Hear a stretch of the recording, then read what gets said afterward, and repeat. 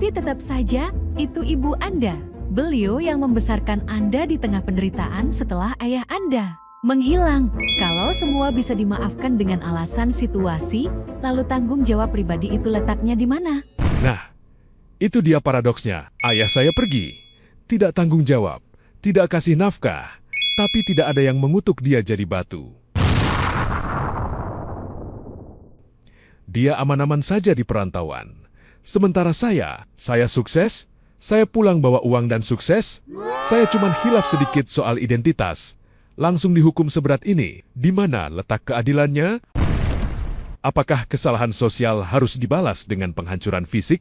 Apakah menurut Anda, kutukan ibu Anda itu berlebihan? Sangat tidak proporsional. Itu adalah contoh nyata dari kegagalan manajemen emosi tingkat tinggi.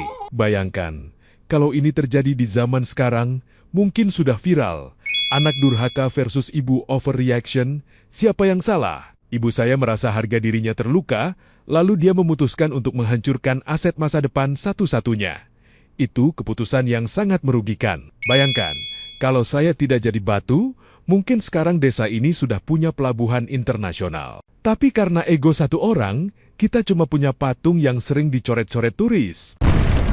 Anda terdengar sama sekali tidak menyesal. Atau jangan-jangan Anda masih merasa sebagai korban sampai sekarang? Untuk apa menyesal pada dunia yang membingungkan? Saat saya miskin, saya dianggap beban. Saat saya kaya, dianggap sombong. Dan sekarang saat saya jadi batu, saya malah dijaga, dirawat, dan dijadikan ladang duit lewat tiket wisata. Ternyata, dunia ini baru bisa menghargai saya kalau saya sudah tidak punya nyawa. Logika yang patah kan? Dan akhirnya, kutukan itu terjadi, menjadi batu. Banyak yang memuji tindakan ibu Anda sebagai penegakan moral. Tapi Anda punya sudut pandang yang sangat berbeda tentang ego beliau. Ini menarik, karena publik melihat ini sebagai kisah moral, sementara Anda melihatnya sebagai kondisi dunia yang membingungkan. Mari kita bedah secara kritis. Apa benar seorang ibu yang katanya punya kasih sepanjang jalan tega menghancurkan fisik anaknya secara permanen? Itu bukan doa keselamatan. Itu adalah ledakan ego. Beliau dipermalukan di depan orang banyak. Dan karena beliau tidak punya kekuasaan hukum, beliau menggunakan kekuasaan supranatural. Beliau ingin saya berhenti. Beliau ingin saya menjadi batu, agar saya tidak bisa lagi lari dari otoritasnya. Itu adalah tindakan toxic parenting tingkat dewa. Menurut Anda, itu adalah bentuk kekerasan? Bukan sekadar emosi sesaat, tapi keputusan yang sadar. Itu adalah bentuk kekerasan ego paling murni. Beliau lebih memilih punya anak berbentuk batu yang tidak berdaya daripada punya anak sukses yang tidak menuruti keinginannya. Seringkali sumpah orang tua itu bukan tentang mendidik anak, tapi tentang menghukum siapapun yang berani melukai harga diri mereka. Saya jadi batu, dunia kehilangan pengusaha, dan beliau kehilangan anak. Semuanya hancur hanya karena satu orang tidak bisa mengelola amarahnya. Siapa yang lebih membatu di sini? Hati saya yang keras ingin sukses, atau hati beliau yang tidak bisa memaafkan?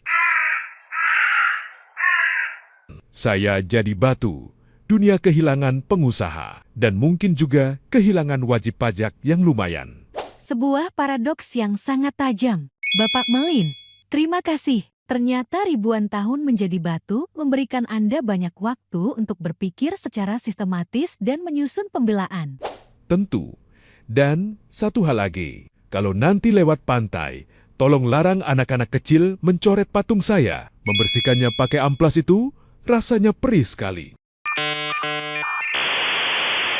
Terima kasih kepada Bapak Malin. Ternyata, rasa sakit yang membatu itu nyata. Kesaksian malam ini bukan sekadar soal siapa yang durhaka atau siapa yang tega, tapi lebih kepada cermin bagi kita semua, bahwa dalam sebuah konflik, jarang sekali ada satu pihak yang benar-benar tidak bersalah.